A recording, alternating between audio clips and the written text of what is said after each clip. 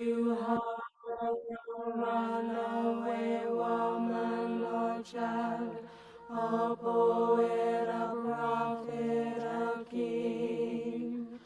Would you harbor an Welcome in, exile everyone. or a refugee, a person living with AIDS? Would you Welcome, harbor welcome. a Thank you all so much for being here today. target of truth, a fugitive or a slave? Would you harbor a Haitian, Korean, or Czech, a We're going to be lesbian? starting momentarily. We're going to give everybody about 2 more minutes to continue to join in. Harbor a Christian, a Muslim, a Jew, a heretic, convict, or spy? Would you harbor a runaway woman or child, a poet, a prophet, a king? Would you harbor an exile or a refugee, a person living with AIDS? Would you harbor a Tubman, a Garrett, a Truth, a fugitive or a slave? Would you harbor a Haitian, Korean, or Czech, a lesbian or a gay? Would you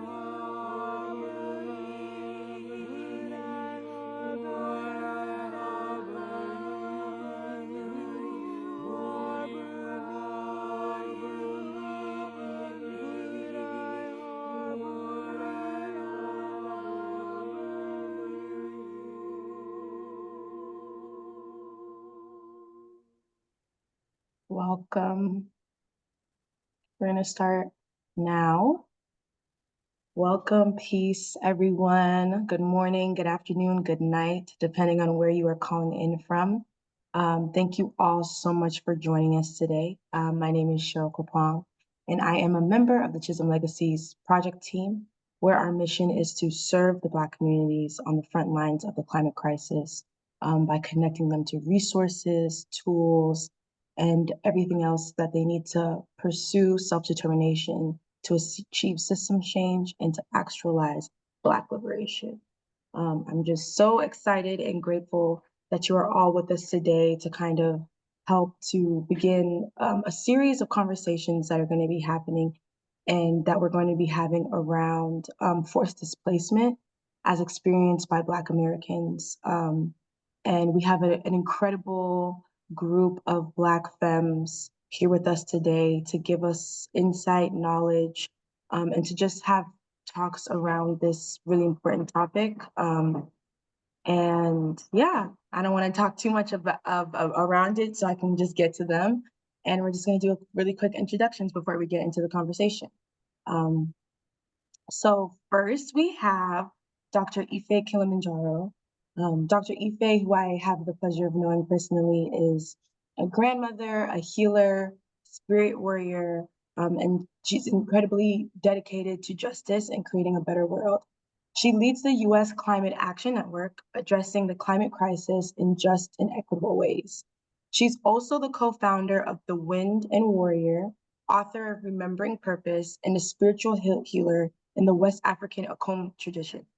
She holds a PhD in sociology from Howard University, HU, with a focus on race, class, and gender. Thank you so much, Dr.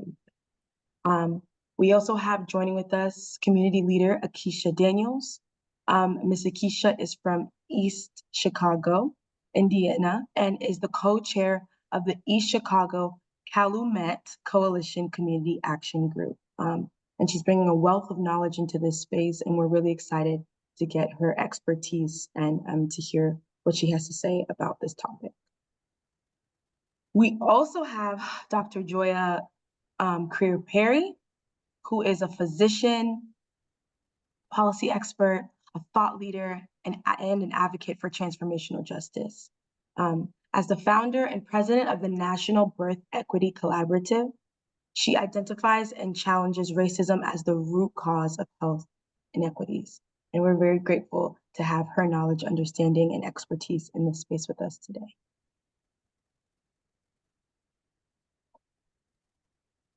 Sorry.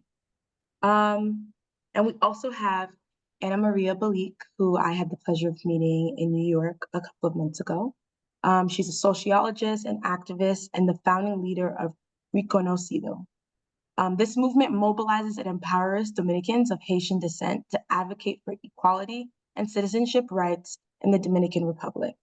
Her activism focuses on restoring nationality rights to those affected by ruling 168 to 13 of the Dominican Constitutional Courts as of 2013, and on advancing the social and political empowerment of Dominican communities of Haitian descent, particularly those living in the Bateas.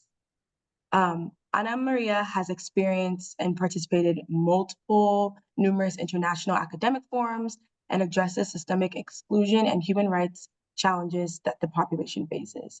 In 2022 to 2023, she was visiting students in human rights advocacy programs at Columbia University.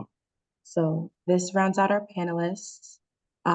Yes, Chicago's in the house, period. And yeah, we're seeing that we have our panelists are coming from every walk of life, are coming from all different backgrounds, and are having all different knowledge and expertise. And so this conversation is going to be really robust, and I'm just really excited to get into it.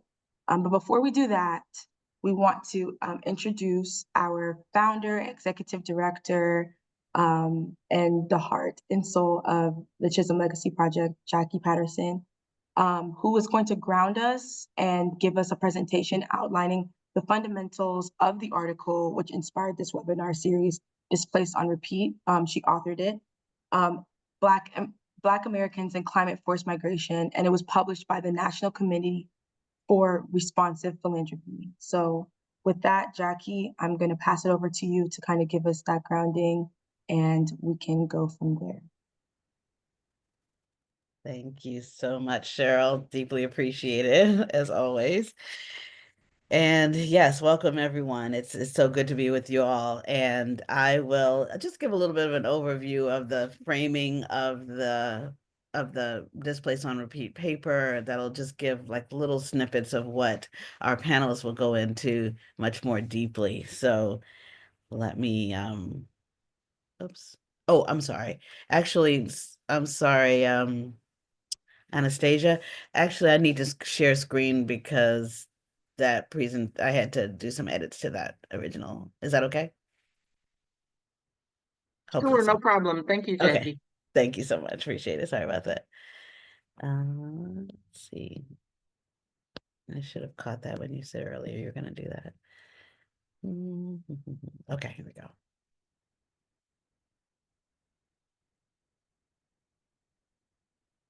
Okay. Okay, good. And show. Actually, no, that's not the right one. Sorry about that. Let me stop share and do it again. Sorry, everyone. I have too many screens open. Okay, there it is. Okay.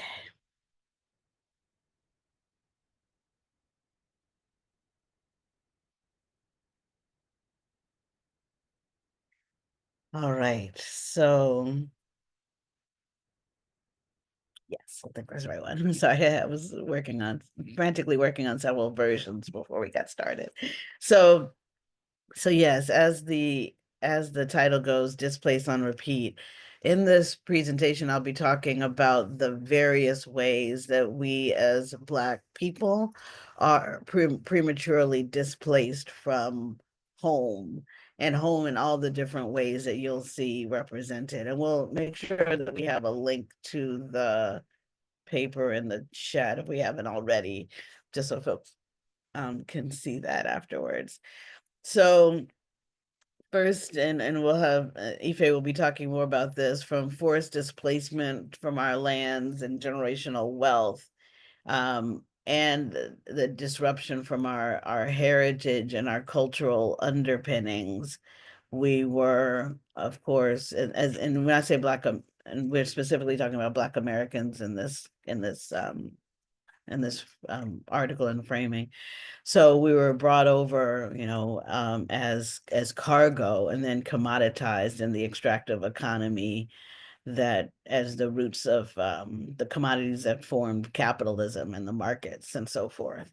And so when we talk about going from the middle packet passage and that commoditization of people, then we continue to have not only the commoditization of our bodies, but the commoditization of our communities in terms of it us being forced to be in certain places through redlining and other types of policies, and also being the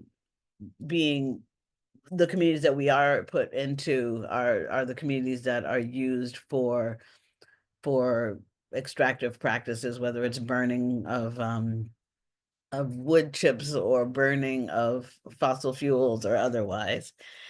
And so even back in the original time, when that displacement and those policies were put in place, the Morrill and Homestead Acts were put in place to make sure that the white folks, landowners and schools and farmers had access to resources to have land. And yet post-emancipation, we had to struggle to get the lands that we were able to acquire. And so we talk about, let's see, hopefully this is the right presentation. Sorry.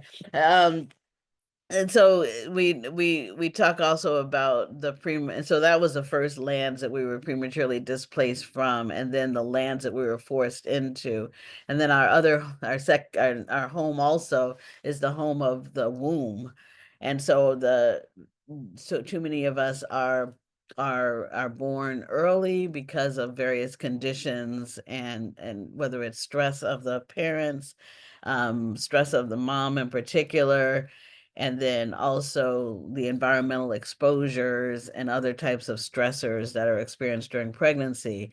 The low birth rates for our communities is high. We also know that infant mortality rates for our communities is also high. And so then as we talk about other types of displacement from home, as the exposure to pollution is another avenue of displacement. And we're tying into climate change here, but one of the things I was trying to do in the presentation, which is why I was frantically editing it, is to kind of say that yes, climate change is one of the things that's happening at the end, but as we know, some of these original displacements are all part of the extractive economy that led us to where we are in terms of climate change, but not wanting to kind of put climate change at the forefront from the beginning, because that wasn't, their underpinnings were there, but but there's a progression to where we are today in terms of commoditization of people and commoditization of natural resources. So anyway, the pollution that we're exposed to as communities, 71% of Black Americans live in counties in violation of federal air pollution standards. We know that according to the researcher Bob Bullard, a Black American family making $50,000 a year is more likely to live next to a toxic facility than a white American family making $15,000 a year.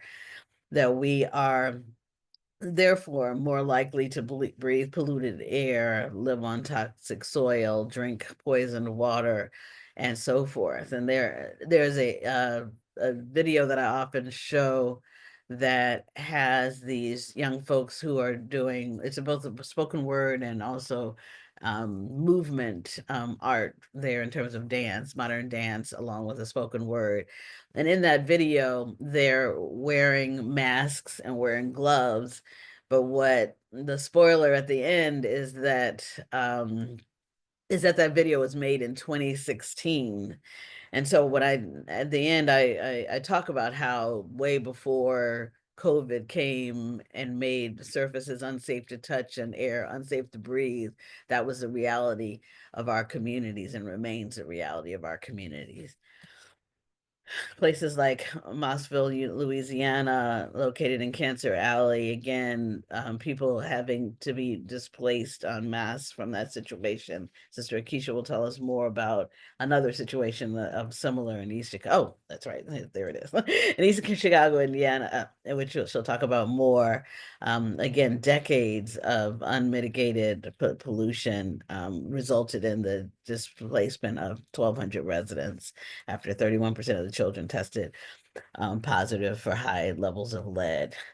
We all know the stories around Flint, Michigan, and the water crisis there, people who were displaced and harmed. And we know that it's not just in those places. There's so many ways that our communities are disproportionately displaced. So many places where our communities are disproportionately displaced. And so as we move on to talking about climate injustice, again, which was intersectional before, but this is yet another kind of assault on us being able to call a place home, whether it's disasters, the pollution that's part of the climate continuum, or otherwise, we are excluded from decision making and so forth. And therefore, when the decisions are made, we're even often excluded from decision makings about making communities better, and therefore even some of the attempts to make communities more disaster resilient and so forth can result in displacement. And they used to talk about this term urban renewal, and they would call it Negro removal, because of the ways that community improvement happens, and the fact that even that will result in displacement as property values get higher, property taxes get higher, and we get, economically displaced from our communities. So even though the United States makes up 4% of the global population, we contribute to upwards of 25% of the emissions that drive climate change.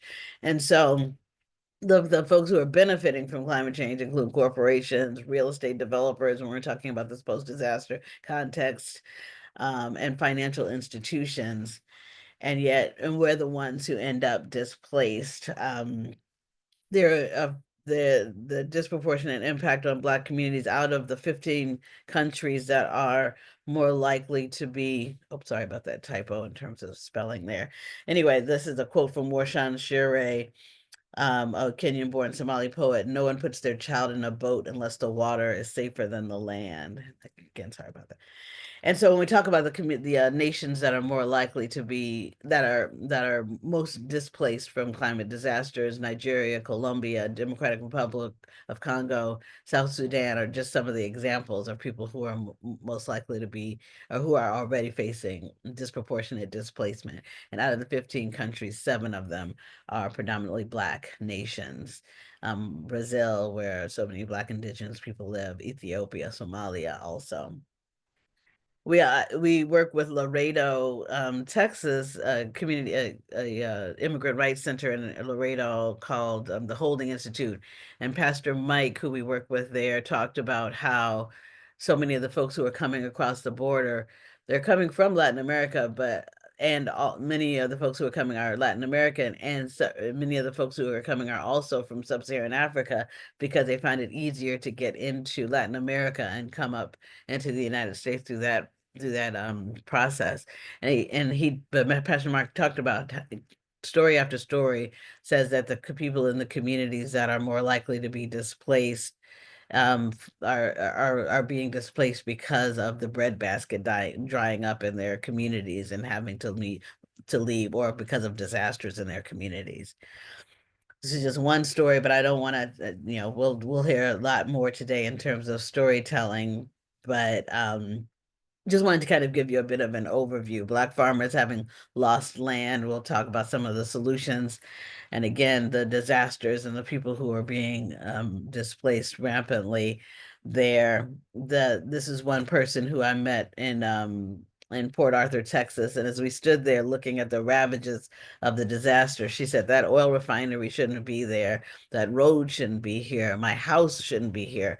Mother Nature is mad, and she has come to reclaim her land.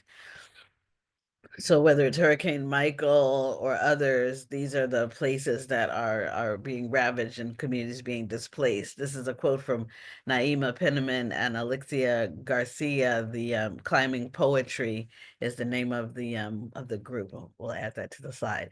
So they said they are selling the land, they are leasing the rivers, they are auctioning off the ocean to the highest bidders as giant chunks of ice dislodge from the North Pole. There is disaster profiteering from the torrential storms and the wrath of global warming. Who gets paid to rebuild and who will they rebuild for? I definitely recommend that you check out the fullness of that performance that they did. If you look them up and Pioneers and Climbing Poetry, you can hear that whole poem. So again, this is just more of the same, and we'll hear much more from our panelists. But again, this urban renewal programs of the 80s being called Negro removal, as I said before, and that up. So I just want to end with a few of the folks who are working on solutions. And so we know Soulfire Farm working on solutions in terms of food, Black to the Land, Savvy Horn, who isn't on here, but the Black Land Loss Project, the Conservation Fund around Black land ownership. As we said, Black to the Land, Black Farmer Fund, and others. So again, just wanted to give you a little bit of an overview, and then I really want to hand it back to Cheryl to take us into the panel. So, and again, ending with a quote from Climate Justice Alliance: "It takes strong roots to weather the storm." And that's what has allowed us to persevere throughout all of this displacement and still stay strong as a people. Thank you.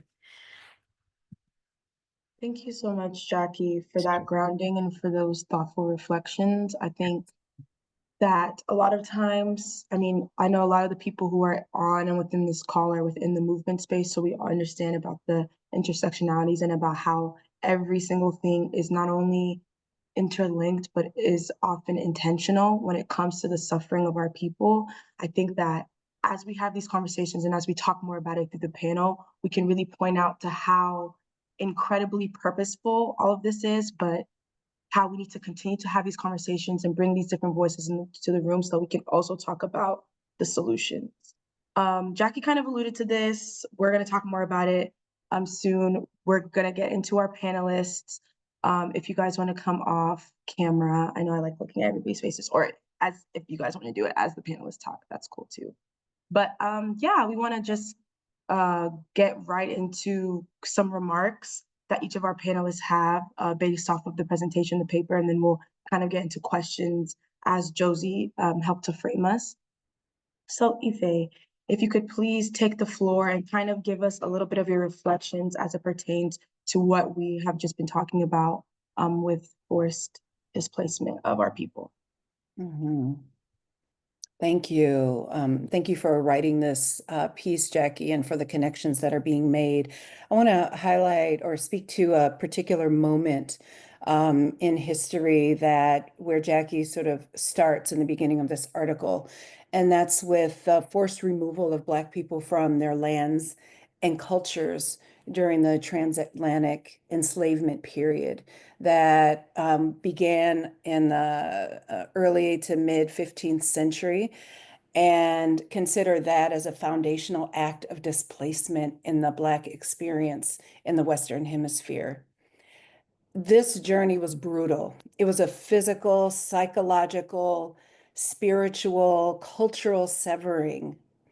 Individuals, women, children, men, families, communities were violently uprooted, families were torn apart, and ancestral connections were deliberately broken.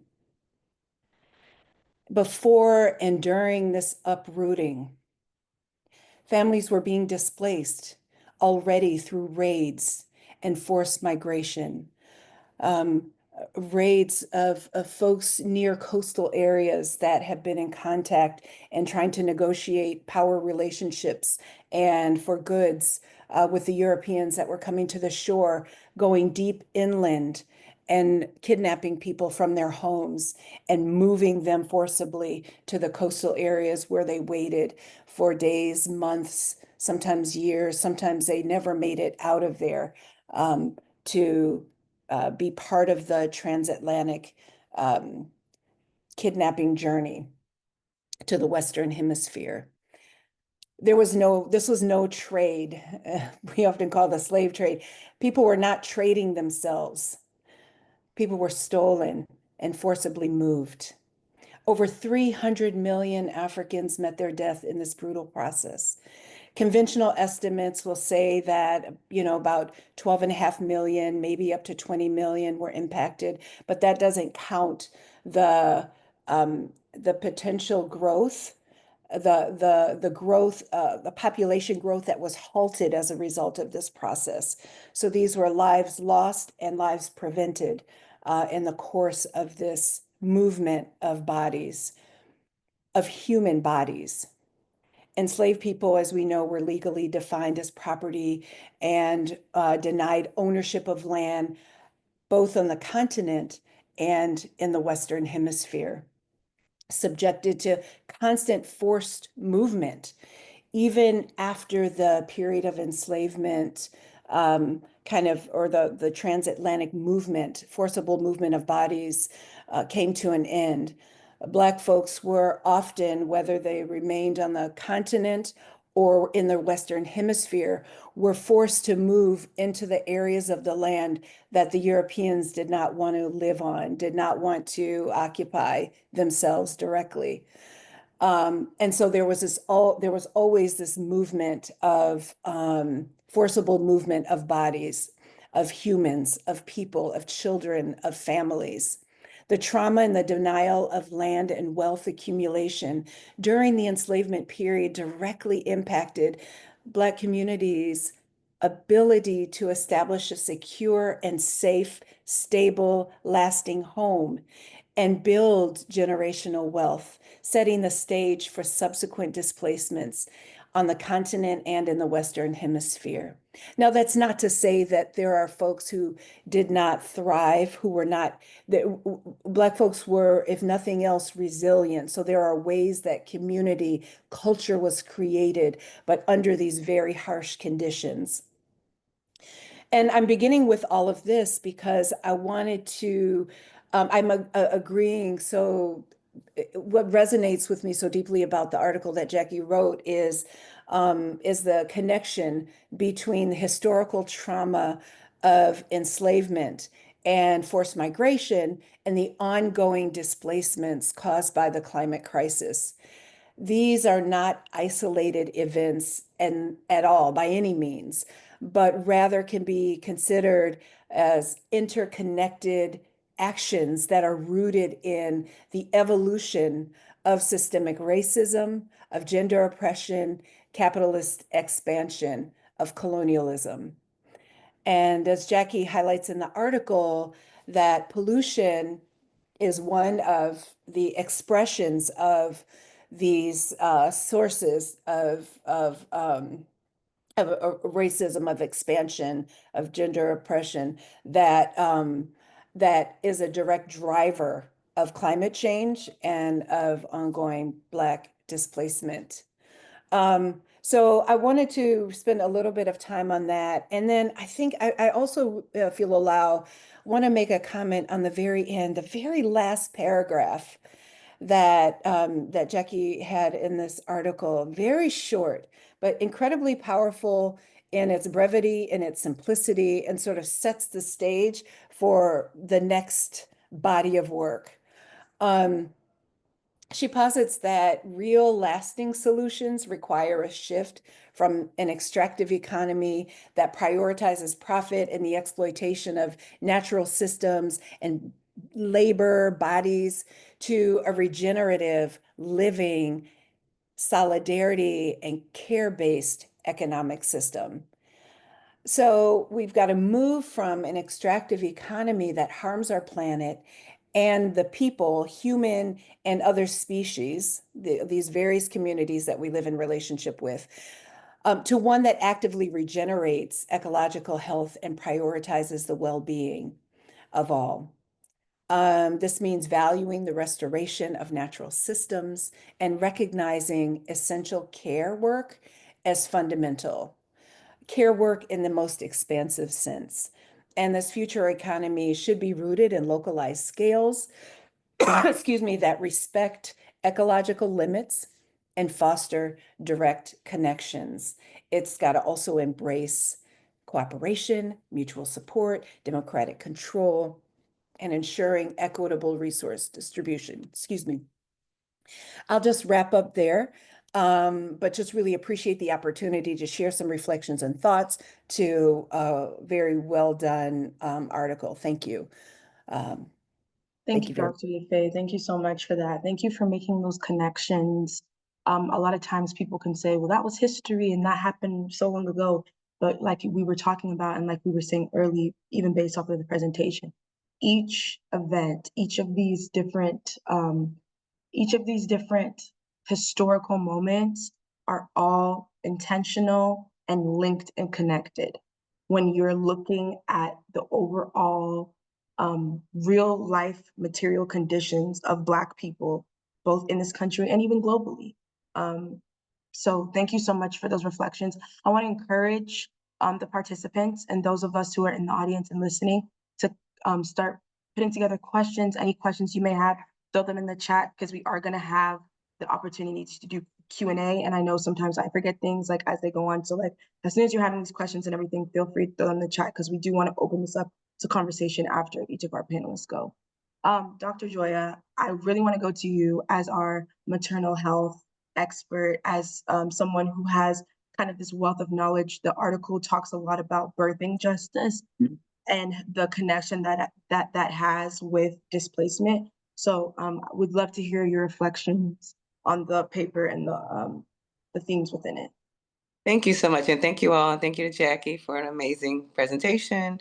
And really building on what Dr. Ife was talking about, I do think we can't know about what's happening today if we don't honor and remember what happened in the past. And the energy that was the evil energy that was chasing folks and kidnapping people from the continent of Africa is also the same evil energy that we see now happening today in places like Sudan and like in Palestine. And so you see that same kind of evil just keeps rolling. So what we have to do as holders of good is push back on that evil energy, and we're energetic bodies. Our bodies carry energy. They carry stories, but they also carry a lot of energy. And so I want to try to use my energy today to talk about kind of my role, my space. As Katrina's the 20th anniversary of Hurricane Katrina. And as a person who was practicing OBGYN in New Orleans when the storm hit, I really assumed that would be my life for the rest of my life. I went to medical school there and did residency there and was married and had some kids and just thought I'd spend the rest of my life delivering babies in New Orleans. And then Katrina changed everything and I became a climate migrant. Even though I'm high resourced, even though I'm well educated, that when 80% of your city is flooded, you leave. And I only evacuated 2 days before the storm hit. It's a blessing and a gift that I actually left. Usually I never left for hurricanes. And so we would have hurricane parties and my mother called me crying and saying, it's a category 5, please come. So when I left, I only took a weekend's worth of clothes and I assumed that I'd be back after Memorial Day and be back at work. And that's just not the reality of what happened. And so now we see this uptick in climate disasters. So since Katrina, there have been 13 hurricanes in the world over the last 20 years. Before Katrina, one had not hit since Betsy, which was in the 60s. So just this uptick in the energy of evil is really making people have to move. So we have more tornadoes now, we have more floods. And so not only was I a person who was a climate migrant, but I had patients who were pregnant. I remember one of my last patients that I saw as the storm was coming had a nosebleed, a profuse nosebleed.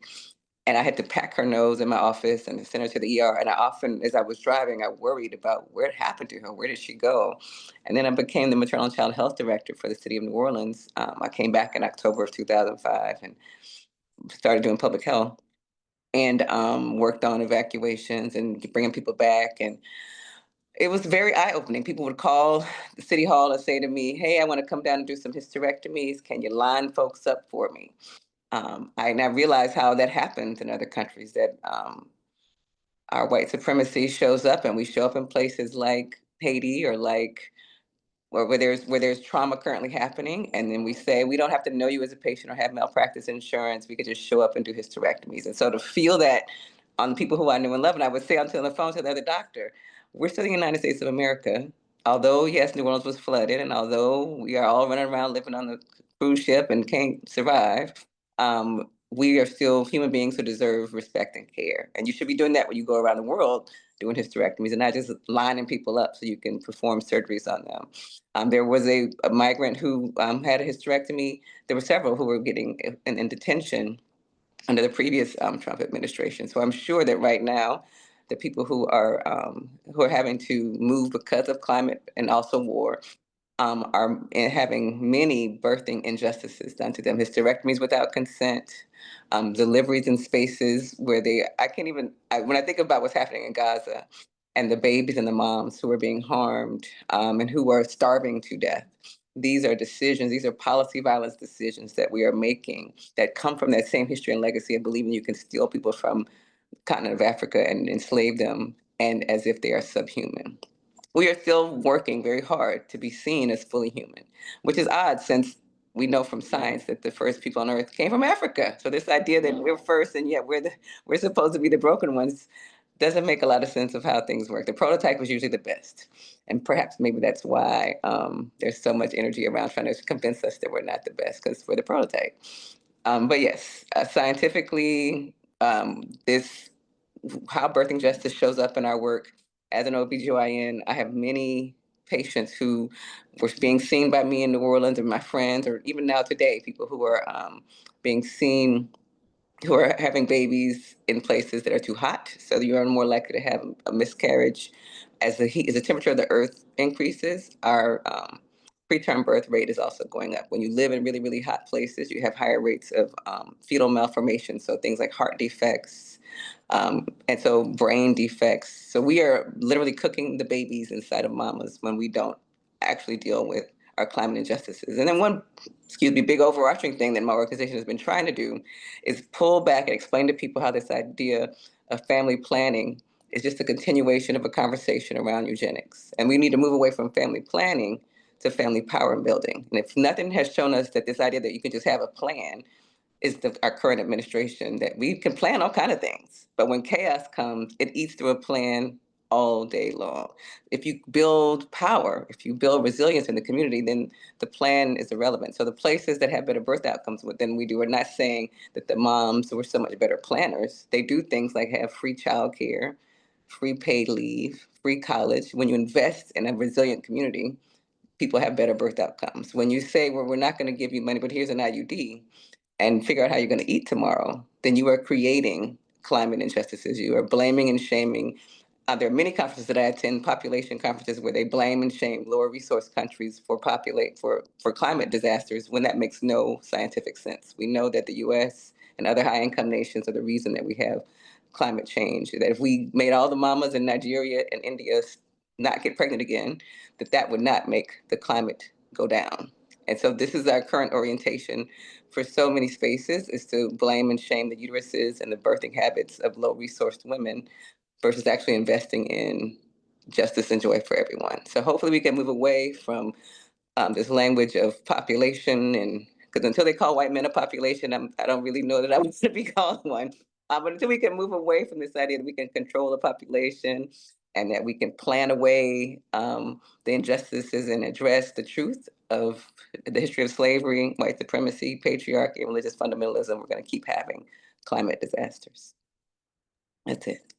Thank you so, I'm just sitting here like, wow. I mean, to think about the fact that before you even get the opportunity to come into this world, into this earth, your very existence is already being weaponized, Yes. and you're being, you don't have a fighting chance. You Right. understand what I'm saying? People are, there's all this language and things a lot of times around pull yourself up by the bootstrap and work Well, real we have no hard. boots and no straps. There's no boots and no straps. Hey, there's no boots and no straps. And so I think that you brought up a lot of really important points about how a lot of the things that are happening to us are outside of our control. And again, like we're going back to it, is that it's intentional. it's meticulous, it's thought out. Like this is, none of this is by accident, from the natural disasters to the way that we're living to being displaced.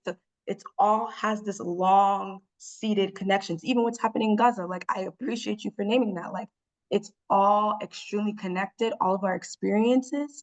And yeah, there's a population, we don't want to call them that, but there's a population that is interested in our demise. And so how do Exactly. we come together and have these conversations about us being able to live life, to have sovereignty, to have access to clean water, to clean air, all of the things that allow you to have a good life. I want to move it over to Ms. Akeisha, who has a lot of lived experience as well, as somebody who is very vibrant and very vocal in their community. Can you please give us some reflections that you had on the paper and on this topic? First, I'd like to thank Jackie and everyone for having me on this panel. I'm a lone term resident here in East Chicago, Indiana.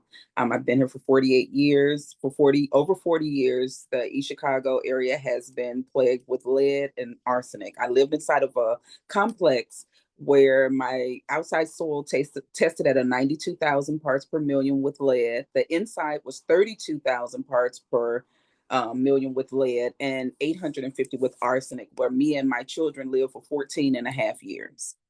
Me and 1,100 residents were removed from this area, where maybe 650 were children. So we had a large amount of stillbirths, miscarriages, and we have a large amount of women that are having hysterectomies at an early age. I was one of them. I had a complete hysterectomy at 29.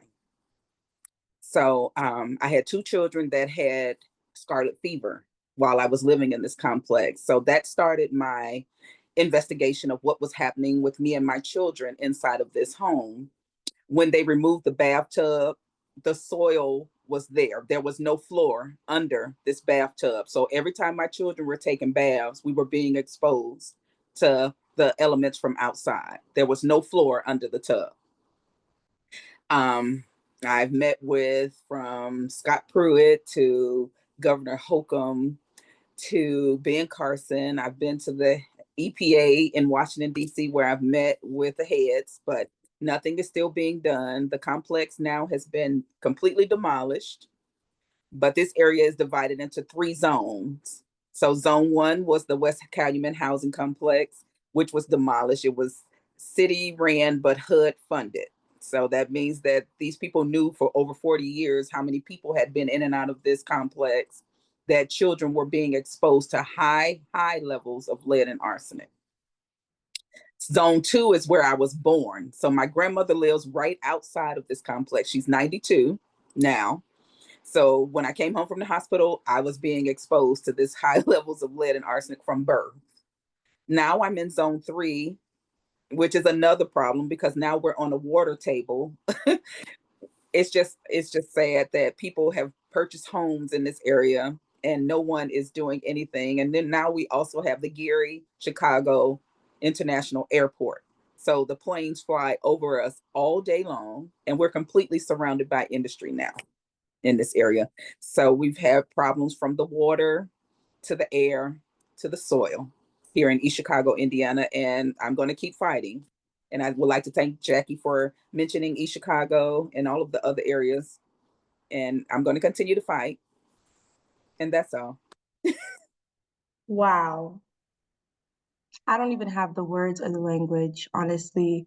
First of all, you are a survivor, you are a fighter. The fact that you're here, you're taking the time out to even talk to us about it, and the fact that these things are still affecting your communities. I think it's so important to mention the fact that you were in these rooms with all of these politicians having these conversations, and it's not, like we said, by accident, because they're aware and they know what the communities who live in those, or they know what the identities of the people who live in those communities look like. We know who it affects.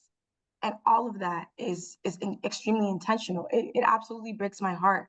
I think we all, I saw in the comments, somebody said that Carmina said that she had scarlet fever as a child. I know I had to go to an entirely different elementary school because they found lead in my elementary school. So we had to be bused an hour and a half every single day there and back to go to a school that didn't have, and it's like, these environmental factors are literally killing us. Scarlet fever, all kinds of respiratory diseases, all kinds of heart diseases, cancer, etc. It's leading to our demise. I know that people probably have a lot of questions about that. I know I have some questions about that too. So, but thank you for that reflection. And I want to move it to our last panelist, Anna Maria, who, as I mentioned earlier, I met in New York City. Anna Maria has also lived experience of displacement as a result of her identity being from Dominican Republic of Haitian descent in a very racialized and violent way. Anna Maria, if you could please give some of your reflections, we would really be interested to hear about that. Well, thank you so much. First of all, I want to say thank all of you who have been speaking before of me. I'm very glad to hear from your experience. I am really like this article that I read from Jackie. Thank you, Jackie, for make all this interconnection that we have, because sometimes, for example, I am more focused on immigration and on nationality, right? But sometimes I just don't have time to see the connection with another kind of reality that we are facing. Or sometimes what push us to decide, to leave our house, to leave our home. Of course, sometimes people just think the people who the migrant is just economic migrant, but not. When it's not just because we are trying to leave our house for political, social, or economic crisis, but also for climate reality. And the majority of the time, this reality is not construct for us. It's like it's not us who make this reality happen. Is the big nations, the imperialism that bring all this condition for our people live in this reality. And I have a lot of things to say, but I don't have enough words to explain our reality and all this connection that we have. As Shirley say, I'm very glad. I think yeah, I'm very lucky to meet you last time here at NYU. And this connection and this solidarity that is possible to create between us. This is exactly what we need in this specific time. Sometimes I used to say, what happened in the Dominican Republic? I am in Dominican of Haitian descent. I born in the Dominican Republic. And when we used to talk about what happened with immigration and immigration policy in the Dominican Republic, sometimes people don't understand really well what happened, or they try to don't understand. But today it's like more obvious, because I feel like what happened there is exactly what happened in the United States now. It's like it's more easy to you explain people like this immigration persecution that people are living now in the United States. And even if you are legal, if you are citizen, it's like it doesn't matter. You have to show that you belong to here, to don't be arrested or deported. And this is the reality that I live in the Dominican Republic.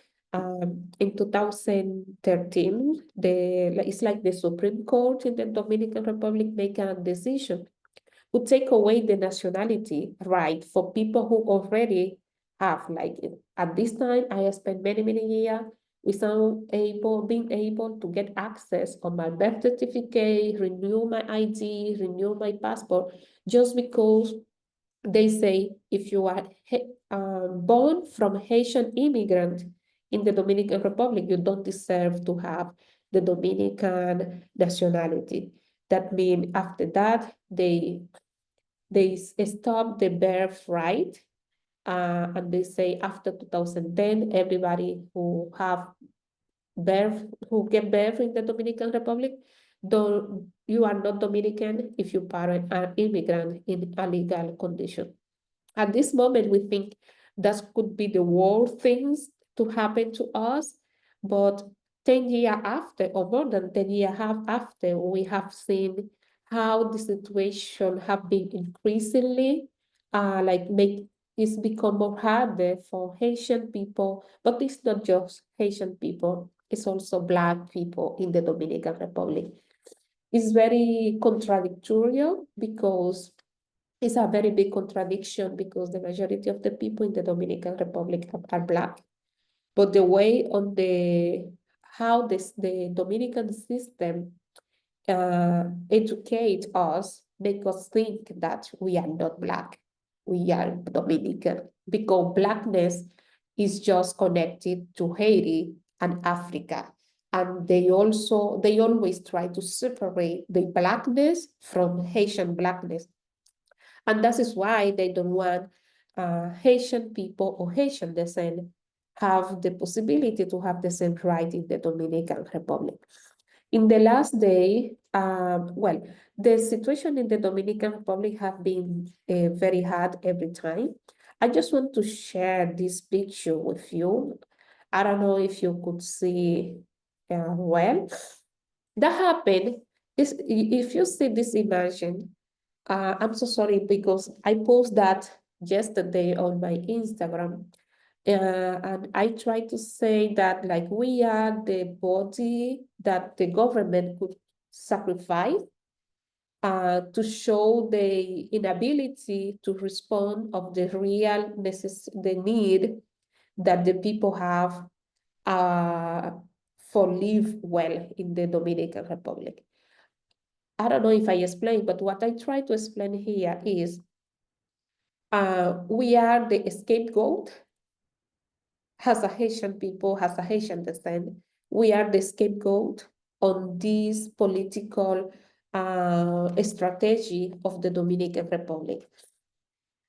Here, this was a Haitian community in a neighborhood called Matamosquito, very close to Punta Cana, the place where a lot of people love or would love to have a nice vacation. In this area, the majority of people was Haitian and Haitian descent. On April 6th, the Dominican government make a new decision to increase to reinforce the deportation process.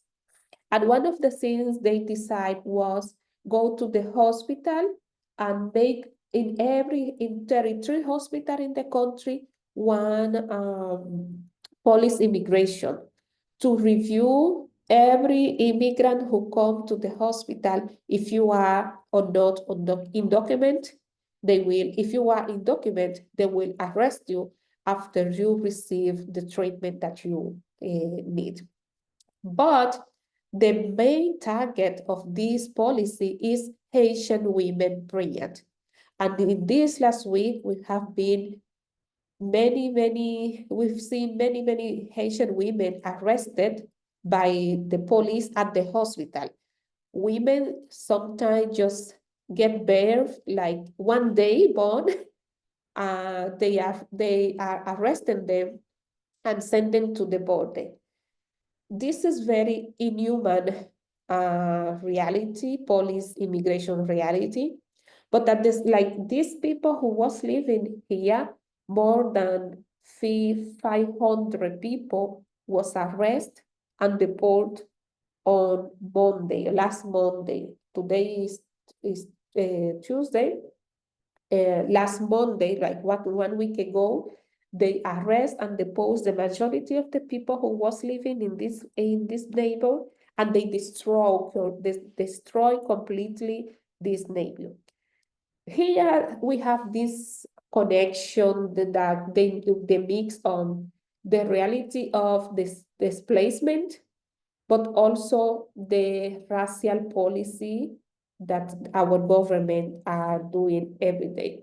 What make the Haitian people go to Dominican Republic is the is the reality of crisis that Haitian are living in the same country, in Haiti. It's not just a political crisis, but it's also an economical crisis, and it's also a social crisis that are happening in the Dominican Republic, in the Haiti nowadays. And of course, they need to move. They need to move, but they don't move because they want. They move because they don't have no other option. And what happened in the country, in the neighbor country, in the only place they could run so fast to get some protection. And today, the government decided to deport 10,000 Haitian per week. But now it's not just 10,000, they also are increasing the measure in the hospital to don't give Haitian any medical protection. And also, if you decide to go because you want to have a baby, you have any accident, as soon as you get there, you will find an immigration policy to arrest you and deport you. As I say, I find a lot of big connection on what is in the article, and I could also share more experience about what is happening with Haitian immigrant and with Haitian descent in the Dominican Republic. But I know we have more questions in this panel, and I'm very glad to answer any other question about this reality. Thank you so much.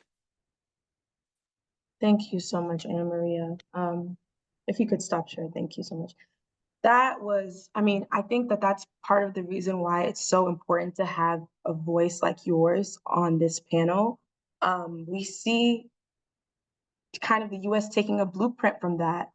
I can speak for myself and say that I am the child of immigrants. I was born in this country, and all I've ever known is this country since until 2020 when I went to Ghana for the first time.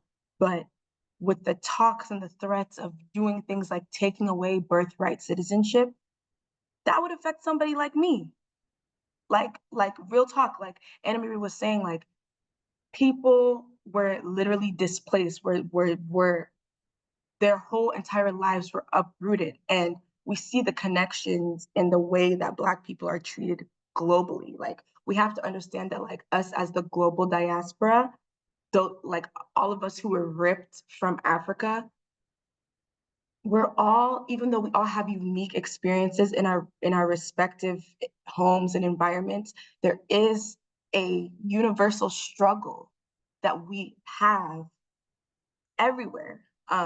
And this is definitely an example of it. So thank you for sharing that with us. Thank you for showing us that example of that community. And so yeah, now we're gonna go into questions for all of the panelists. If you guys want to come back to camera, we're gonna start popping around. And again, if you all in the audience have questions, feel free to put them in the chat and in the Q&A. And so yeah, we're just gonna go ahead and get started. My first question is for Ife. You talked about people being taken from their land, being stripped of their culture, how the displacement affected us physically, spiritually, culturally. Can you go a little bit more into detail about what happened and perhaps use a bit of your imaginative talents and gifts to tell us what life might have been like if we had been ripped from our homes? Like, what would thriving in our own cultures look like? That's a good question. I think fundamentally, we would have been able to evolve families, communities, societies according to our own, cultural, economic logic. And what I mean by that is, I can't say what it would be like, or that there would be this, this glorious, people would be living very well, or how folks would be living. But I can tell you that folks would be living according to their, the rules and the economies that would have naturally evolved from what they have already been doing. So we know that at the time there were groups, there were invasions happening where where smaller societies or nations of people were kidnapped and, you know, incorporated into larger, more powerful militarily societies. And that said, the way that sort of ancient invasions happened was a little bit different than how we understand modern enslavement to have happened. So it's not that folks were enslaving one another in the way that we understand modern enslavement, but rather there were, and it's not to also glorify it at all, but through expansion of territories, there's always a form of violence. But you know, people were incorporated into societies, and those societies continue to grow and evolve. Some form federations. You know, we know like the Akan folks in West Africa. It's a federation of several nations of people. And so we can imagine that people would have continued to kind of evolve within their own logic, but according to their own decisions. You know, there's a seminal book. It's dated at this point, but it's a historical treasure that is very relevant. How Europe Underdeveloped Africa by Walter Rodney really spoke to the ways that the the development that might have taken place had Africa not been invaded. Various countries, because we know Africa is a huge continent, and the way that invasions and colonialism and even enslavement on the continent happened differently in different parts of the continent. But had there not been this colonization project, then nations would have been able to evolve on their own accord.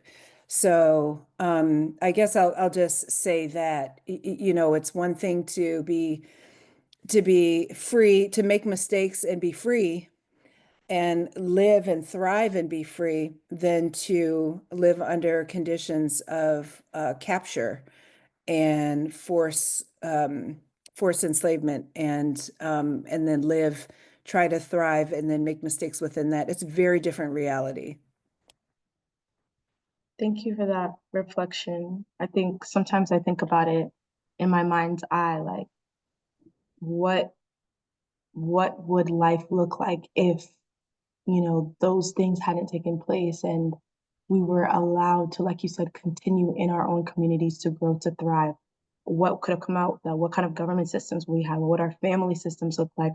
What would our population look like? We lost so many people. We know just like by sheer number, like people died, and we will never be able to like know or understand like what life could have looked like if those families had been allowed to stay together, or just like our population had continued to increase in that way. Like, what would the whole landscape of the world look like? Can jump in? I know there are a lot of questions, but real quick, Yeah. important questions to ask, and important to learn from the past and recognize the power that we have in this moment to, number one, not let something like that, or it's not like we allowed it to happen, like Right. we chose to have a history move in this way, but we have agency and we have power, and I'm really appreciating what our co-panelists have shared, that we can make decisions over our bodies, and to the extent that we may come up against you know, systems to change that, we can fight. We have a tremendous amount of agency and power, and so we've got to remember that, and try to avoid some of the pitfalls that could, you know, trip us up in the future, to, you know, allow for a similar kind of system to evolve in this moment. Thank you. Thank you for that. This is for Dr. Joya. We talked about, you know, you are an OBGYN by trade. Anna Maria was talking even about how for those who, you know, would go to the hospital to, you know, want to give birth, Mhm. the immigration officer would be right there being like, all right, it's time for you to go. Or Right. even like if you're talking about after Katrina happened, there were obviously people who were pregnant. Mhm. And you know what I'm saying? They lost the ability to be able to have the peace of mind of bringing a pregnancy safely to term. Yep. What are some of the drivers of preterm births in Black families that predate climate change? Hmm. And how have eugenics resulted in Black children being displaced before they even have the chance at life? Ooh, that's two deep ones. Well, I Sorry. could say exactly. Thank you. That's not hard.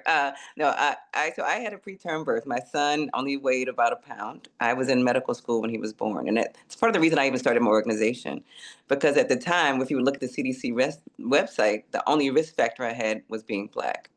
And so part of the reason I became a little famous is switching that around to say my Black skin is popping, but your racism is killing us. So a risk factor is something you can mitigate. So things like smoking, lack of exercise, being Black is not a risk factor. So every place that you see Black as a risk factor for some illness, know that is racism not wanting to end itself and not wanting to move forward. And really that's where we are stuck still today. I was in and how Black children are still being eugenics is still displacing Black children because we're not investing in things like your school, or we talked about, or my sister who's in in Illinois.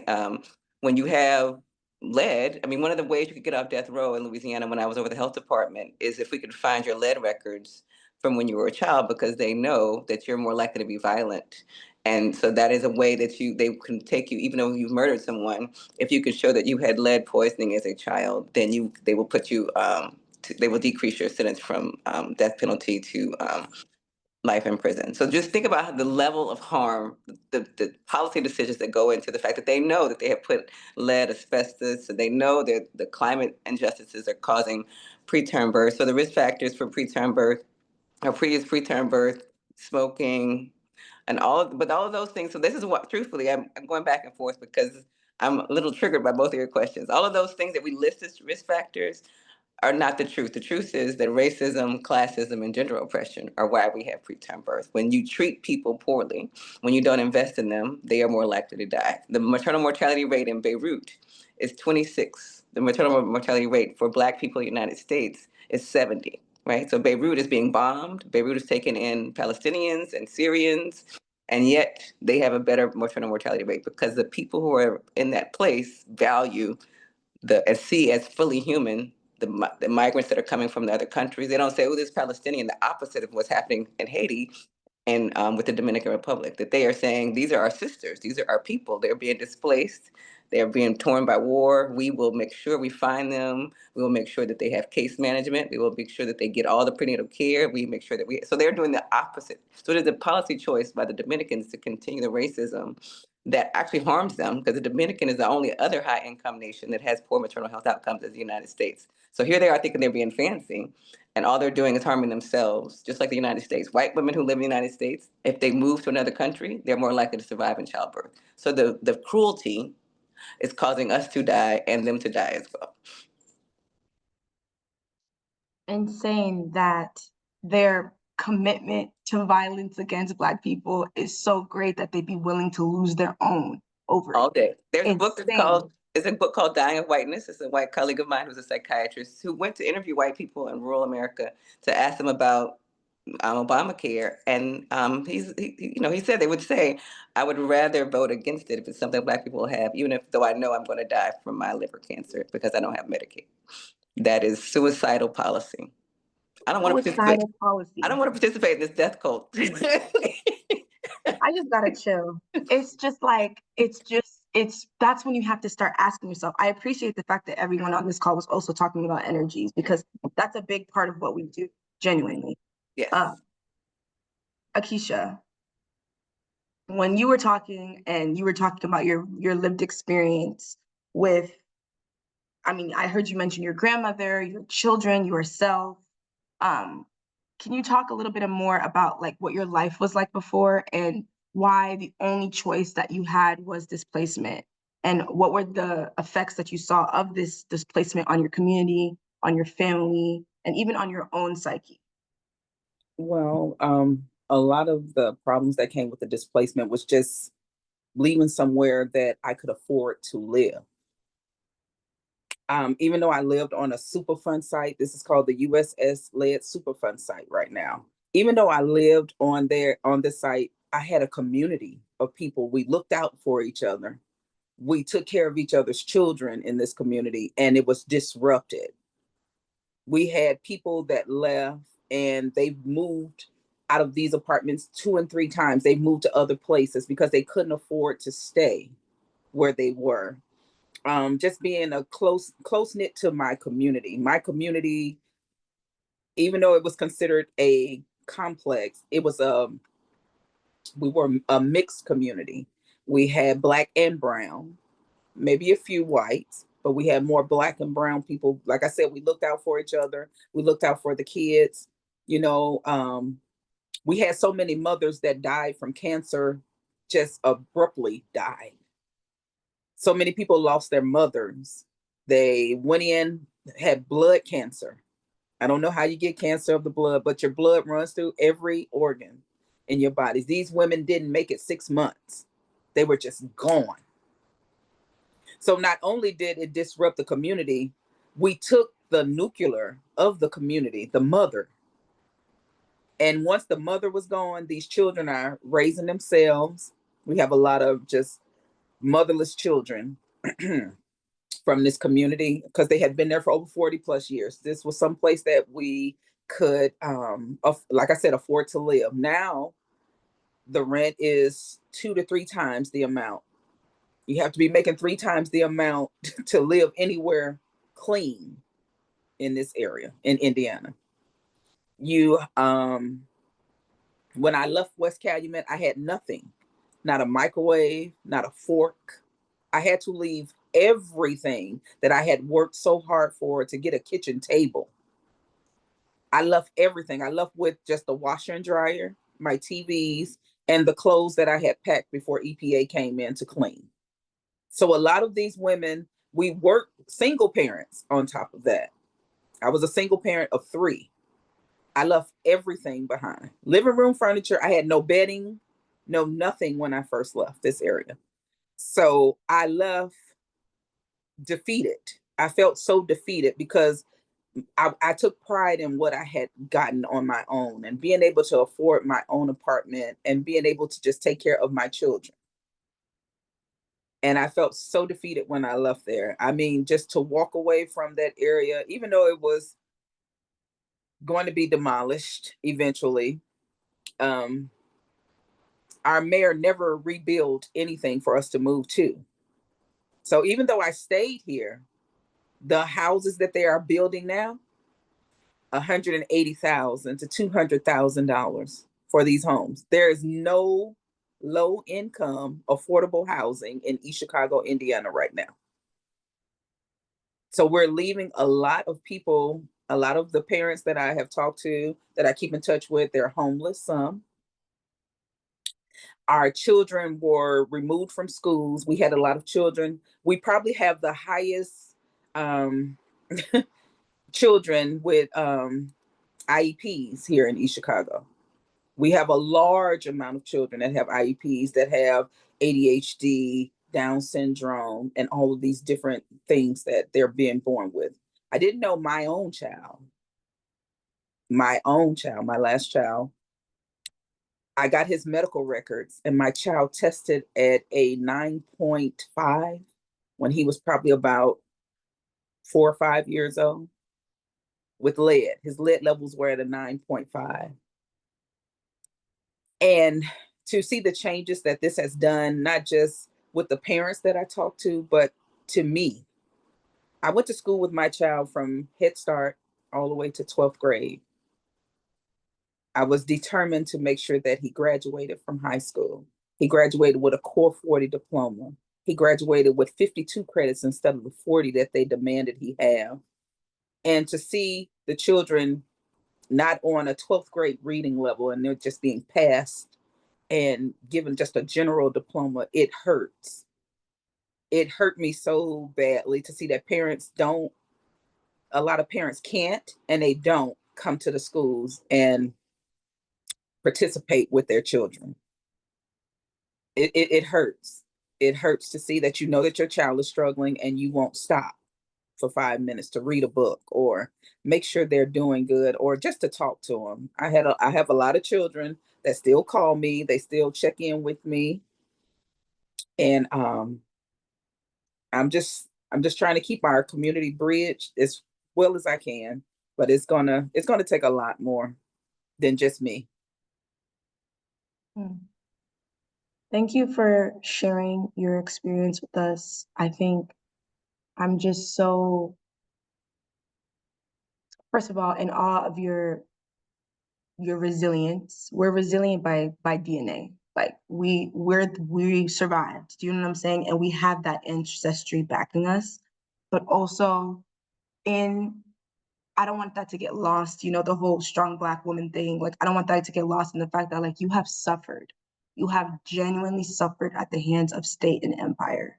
And that is the conversation that we're having right now. And everything is so compounded. It's not just that there was lead in your water, that you're taking baths and that's being exposed to the skin. You have to leave, and there's no resources to make sure that you can go somewhere else. It's like, leave. Okay, go where? I'm thinking about Katrina. Leave. Okay, to where? What if you don't have anybody in this country? I know my parents immigrated to this country. I have no family in the United States of America. Every cousin, uncle, aunt, grandparent does not live here. If something were to happen to me and my family today, I'd have to rely on the friends that I've built and the community that I've made as a result of extension. What do you tell people like that? But we see that the state doesn't care. So thank you for that. Anna Maria, I want to lob the last question to you, because, you know, the displacement that was happening in the Dominican Republic of Dominicans of Haitian descent of Black people, that law went into place in 2013 from their Supreme Court. And so I want to ask you, what lessons would you want the international community, especially those of us who are working on birthright, citizenship, birthing justice, and displacement, to learn from your experience?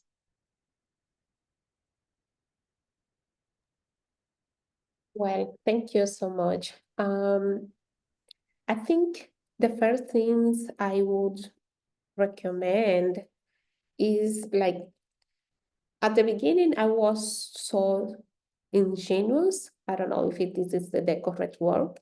It's like, you don't believe these things could happen. You know, when something is coming and you say, no, that will stop. They will not be able to do that until it starts to happen and it will not be able to go back again. And that is exactly what happened in the Dominican Republic. Will deal with all of these administrative decisions that our authority take. And at least I feel like in the United States, you have a lot of possibility to go to demand in tribunal and, you know, like, do a lot of advocacy work. But I think it's so important to us don't feel comfortable in this reality, or don't think that's gonna happen alone. We do what is necessary to do, because what is going to happen is, one day, if we don't move enough, if we don't do what is necessary to do, one day when we try to wake up, it will be so late. And that is exactly what is happening now in the Dominican Republic. Like, this last Sunday, 2 days ago, we have a very big ultra marathon. It was not 2 weeks ago.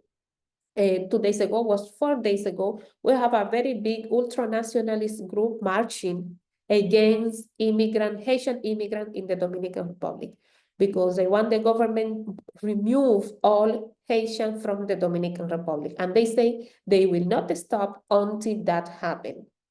In Sunday, we have another march of people, like my movement and other ones was trying to march, protesting to the government, protect the human rights and against all decision. And they come in this activity and to agree, like to make aggression and to try to stop our activity. 10 years ago, when that start happen, people say, oh no, that is nothing, we don't need to care. But today we see it's like, I don't know if I am able to say that, but it's like a Dominican Ku Klux Klan that are being growing up in the Dominican Republic. And today they are ready to kill people. They are ready to do anything what they want. Like my life are very in risk at this moment because I is speaking. You know, my family have been receiving a lot of harassment because I am speaking against this reality. It's like, and today everybody who try to say something against them, it's like you are traitor. You know, you deserve to die. Or for example, in my case, they say I am not Dominican. The government should deport me because I am speaking against the government political in this situation. That means we don't, yes, of course, we need to care about ourselves, but we don't need to be we don't need to be hiding what is happening, and we should to move forward because that need to stop. Because every day we see it's growing, and it's not just in the Dominican Republic, it's everywhere. And when that thing happened in the United States, our nations in Latin America and in other parts, that everybody are looking for United States. If United States do it, it's right, and we could do it now. For example, last year they say, oh, now you will have Donald Trump in the United States. That means nobody will be able to tell us in the Dominican Republic, don't do that. You know, like we are now open door to do whatever we want against Haitian, against immigrant, and whatever we want, because they will not stop us anywhere. And I think that is so important. In the United States, you are fighting for you, for your community, but it's important you think you are not just fighting for you, because everybody are seeing what happened in the United States, and that's how that reflects in our community, in our own nations. Thank you. Thank you so much for that reflection. Where it's all interconnected. What happens to one of us is happening to all of us. The clean water that Akeisha doesn't have in East Chicago, they also don't have in Accra, Ghana. The birthing that they can't do in the Dominican Republic, also people who are in Brazil are experiencing it. Like, we are an interconnected people who are experiencing violence at every single juncture of the state, of the empire, of the government. And the only way that we will truly ever be able to live the lives that we deserve is by solidarity, by global solidarity, by solidarity of Black people across the US and all of the other countries of the world, really. And this is so incredibly important. Random plug for Global Afro Descendants. If you want more information about that, I can give it to you. We want to close out. Before I ask these final questions, I want to just thank our incredible panelists for all of your incredibly touching stories, personal accounts, expertise, knowledge, just in general, your energy just being here. I know that a lot of times this work is hard. It's a part of who we are, but this work is also a calling. And so I just want to encourage you all that what you're doing is making a difference in people's universes, in their lives, and it's so needed. I want to just ask the final question. And if any of the audience members, again, have any final questions, put them in now. I know that, Anna Maria, you can't stay past 1:30, so that's in the next 4 minutes. So I just want to ask, you can answer first. What is something that you want the audience to walk away from this conversation, and how can the audience support what you're doing? Yeah, I think we have two things very important. It's like try to learn what is happening outside of the United States too, and how it's important the support that we could have from people from outside of the Dominican Republic, because our government only care when somebody else from outside says something. They don't care when we are speaking. But if you could help us to amplify our voice, that will be very, very important for us. And the another thing is to reflect how we could make this solidarity turn in real action. And one of the things is like, remember, if the life of Haitian and Black Haitian people in the Dominican Republic are in dangerous. That means you as a Black people all over the world, why you should be supporting a racist government, like going in this kind of place when where you could be also in dangerous if you are Black, because if you are Black, you look Haitian for a lot of people. And your life could be in the same dangerous situation like us. And how we could change that, not just for your safety, but also to make the life of Haitian and Haitian descent people better in the Dominican Republic. Because this is why we are trying to do with all this kind of work that we are doing, make our life better. We deserve to live better anywhere, everywhere, Yeah. and advocate for us. Please try to learn what is happening. And you don't know how many things that could happen when you help us to share our history about what is happening, and make the people who have decision, make people who have power to try to understand what happened and to advocate for us, because we are not enough to do the change that we need. That's what I could say. And of course, we could keep in touch, and anytime if you need any more information about me, about my work. Thank you. Thank you. Yes, and we'll definitely share information too. I know Ana Maria has a great documentary we'll be sharing. For the rest of our, thank you for that. For the rest of our panelists, can you also kind of speak to that? Leave us with some lasting words and how we can support the work, what it is that us as individuals can do.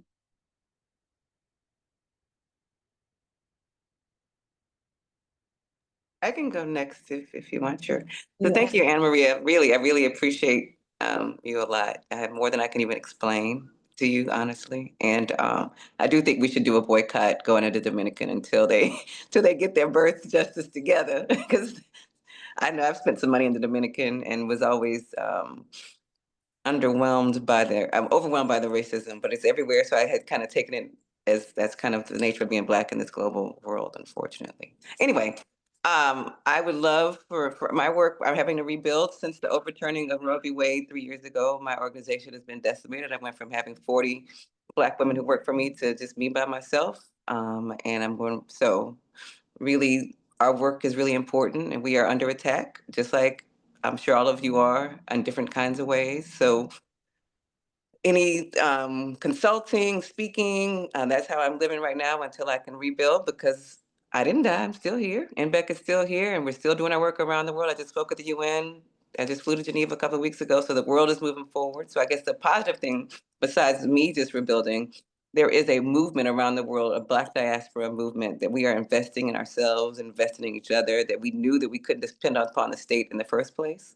We know that we can't use the master's tools, that we're going to have to break the house down. And so that's what we're doing right now. So I just want to continue that I'm proud to be a part of a global community. And I want to hear more about the Afro Descendants Global. Yes, please. Don't worry, I'll send you some information. Thank you. Akeisha, Ife. I just want to say that my advice to young people that are moving out around the world, please do your research on any place that you move into. Just because it's low income doesn't mean that it's affordable for your health. That is something that I wish I would have done when I first started moving out and getting out on my own. Do your research, know what's there, know what type of paints and different things that are inside of these apartments that you're moving into. And don't be afraid to ask questions, because it could be a difference of life and death with you and your children and your family. Thank you. Wow. What's to say that hasn't been said already? I think what I'm hearing and walking away with is, one, the importance of having a posture of learning, of learning from those who have come before you, me, learning from people who have experienced things that we may not have experienced yet, and kind of sitting with the wisdom of those experiences. I think also taking orienting ourselves in a way that helps us recognize the connectedness that we have with one another. So we might be, for the Black folks who are born in this country, may identify as Black Americans, and we're very much connected with Black folks around the world. And our lives are no better or no worse or no less than anyone else's. Um, and so being in solidarity and mutuality with one another, which for me means by solidarity, standing alongside one another and supporting, as my sister shared earlier, Anna Maria, forgive me, who had asked, one, share the stories of what's been happening, and don't move your money or to the Dominican Republic, where folks are being mistreated so deeply. And so, similarly, that as we move through life, learning and sharing and making decisions accordingly, and where we feel where we want to invoke our courage, say why our decisions are being made in that way, so that others can learn too, and be able to stand excuse me, stand in solidarity. And so those are some lessons that I'm taking away that I want to share. Excuse me, my voice is getting scratchy. No, you're good. Thank you so much for that, Ife. I think that's a beautiful way for us to end, and a beautiful note for us to end on.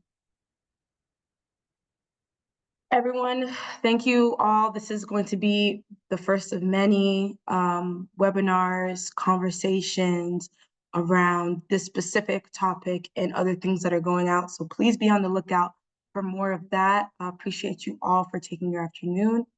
And we're grateful. We will have this recording available, right, Josie? Oh, Dr. Joy, did you want to say something? No, I was just saying bye. Okay.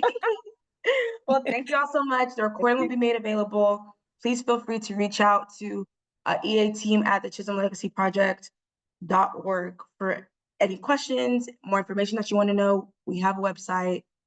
And yeah, thank you guys so much. Have a beautiful rest of your day. TTYL.